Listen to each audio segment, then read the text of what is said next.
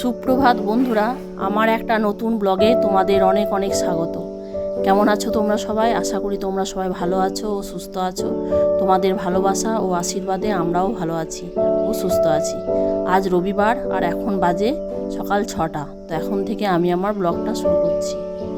তো দেখো বন্ধুরা, এই গাছটাতে কত আম ধরেছে, অথচ মানে এই গাছটাতে ছোট গাছ, অত এক গাছ আম ধরেছে। পাশেই আর একটা গাছ রয়েছে, সে গাছটা এই গাছটার থেকে কতটা বড়, এই গাছটা কতটা বড়। তো এই গাছে এবছর একটাও আম ধরেনি।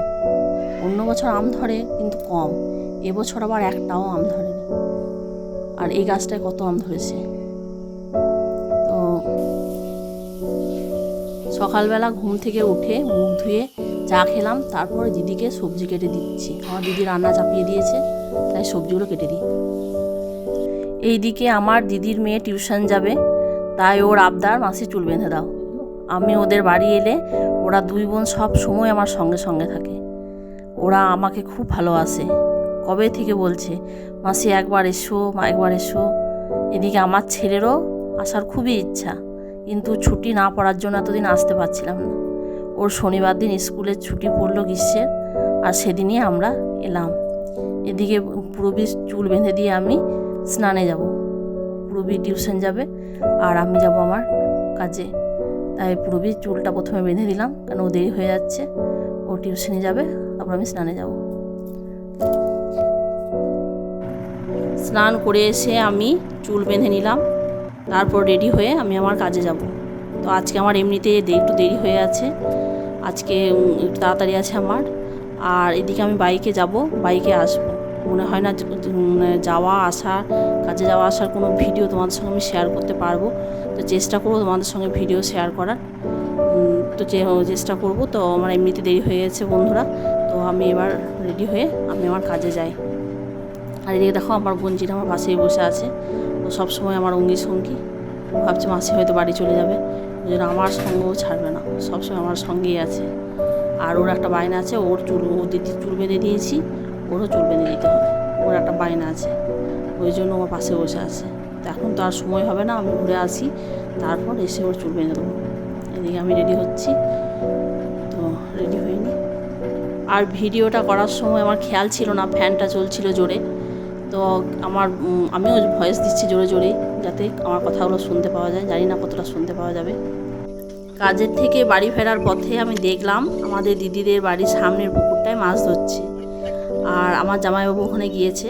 আর এখানে সমস্ত মাছ ধরার পর এক জায়গায় জড়ো করা হয়েছে, এখানে মাছের ভাগ চলছে। আর আমার জামাইবাবুদের ওই মাছের ভাগ আছে ওই পুকুরটায়, তাই আমার জামাইবাবু গিয়েছে মাছের ভাগ আনতে। আর জামাইবাবু ওখানে মাছের ভাগ আনতে গেছে, আর মাছ ভাগ আনার পর জামাইবাবু আমি দুজনে মিলে মাছগুলোকে পরিষ্কার করে দিলাম। আজকে মাছ বাছার দায়িত্ব আমার, তো আমি আর জামাইবাবু দুজনে মিলে মাছ বাছলাম। আমি বাছলাম, জামাইবাবু আমার সঙ্গে হেল্প করলো। তো এখানে আমরা 4 জন মিলে টাইম কলে জল আনতে চললাম। টাইম কলে মানে আমার দিদিদের বাড়িতে কুয়ো আছে, কুয়োর জলে বাড়ির সমস্তই কাজকর্ম হয়, শুধু খাওয়াটা হয় না আর রান্নাটা হয় না, মানে খাওয়া যায় না, জলটা খাওয়া যায় না। টাইম কলের জল ওরা খায়, আর রান্নাও করে টাইম কলের জলে। তাছাড়া বাকি সমস্ত কাজকর্ম কুয়োর জলেই করে। আর এই যে ওদের বাড়ির পাশে সেই পুকুরটা, যে পুকুরটায় আজকে মাছ ধরা হয়েছিল। আর এই চারিপাশ দেখতে পাচ্ছ বন্ধুরা কতটা সবুজ, খুব ভালো লাগে এগুলো আমার।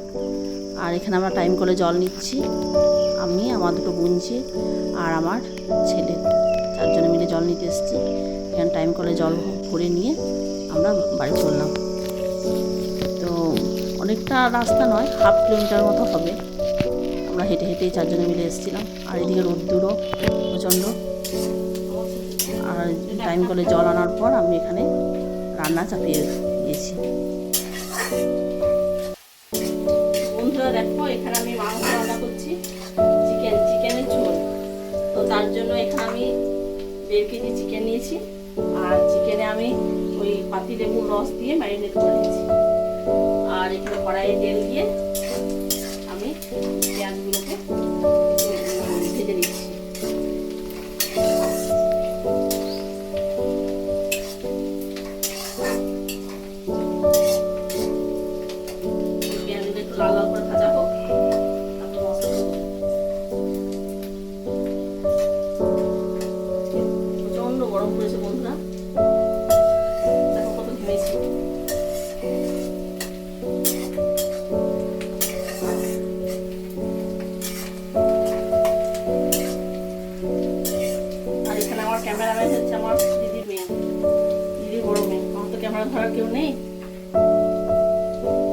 আমার দিদি সমস্ত রান্না করেছে, শুধু চিকেনটাই আমি করেছি, কারণ আমার দিদির শরীর একটু অসুস্থ। আরও অনেকটাই করে রেখেছিল, বাকিটা আমি করলাম। বাকিটা বলতে শুধু চিকেনের ঝোলটা আমি করেছিলাম।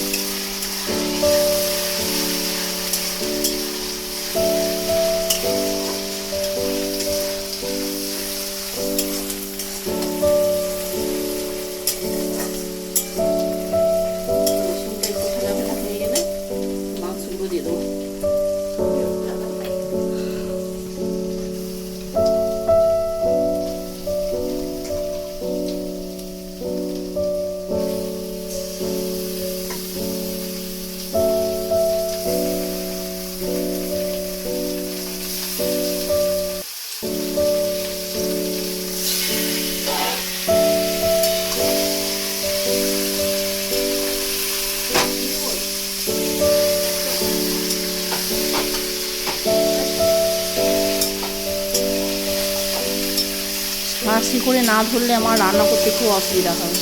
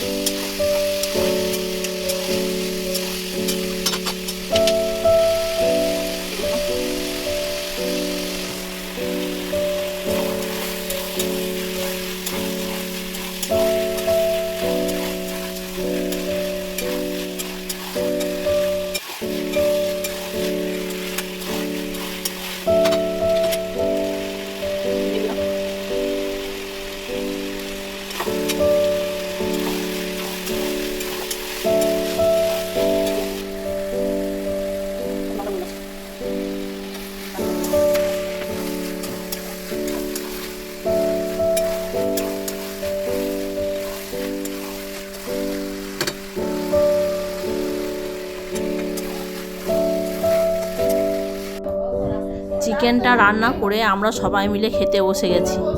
আজকের মেনু হচ্ছে ভাত, ঝিঙে আলু পোস্ত, চিকেন, আমের চাটনি ও দই। তো এখানে আমরা সবাই মিলে খেতে বসে গেছি, আমি, আমার দিদি দুটো মেয়ে, আমার ছেলে আর এখানে জামাইবাবু। তো আমরা সবাই মিলে এখানে খেতে বসে গেছি। আর আজকে কিন্তু পাতাতেই খাওয়া দাওয়া হবে। পাতায় খেতে বেশ ভালো লাগে, বেশ ভুজ মতন লাগে। তো আমরা সবাই মিলে পাতা নিয়ে খেতে বসে গেছি। তো এখানে আমি সবাইকে ভাত বেড়ে দিচ্ছি। আর আজকে ভাত আর আমরা সবাই মিলে এখনই খেয়ে নেবো। আর আমার হাজব্যান্ড একটু পরে আসবে, ওর দেরি হবে, ও একটু পরে এসে খেয়ে যাবে। তো আমরা এখানে সবাই মিলে খেতে বসে গেছি, বেশ গল্প করে খাওয়া হচ্ছে, বেশ ভালোই লাগে সবাই মিলে। এমনি তো বাড়িতে তো আমি আর আমার ছেলে, আমার হাজব্যান্ড থাকি, আমরা সবাই মিলে একসাথে বেশ বসে খেতে ভালোই লাগছে। আর খাওয়ার আনন্দই একটা আলাদা। তো চলো বন্ধুরা, আমরা এই দুপুরে খাওয়ার দাওয়া কমপ্লিট করি, তোমরা ভিডিওটা দেখতে থাকো।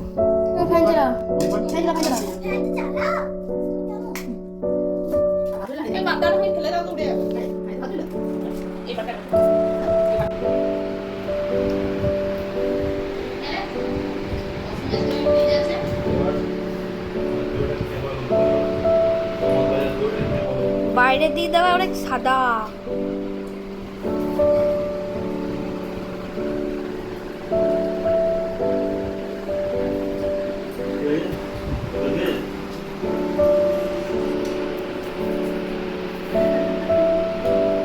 কতবার হাত দেখাবে? 10টা অ্যাঙ্গেলে হাত দেখাবে।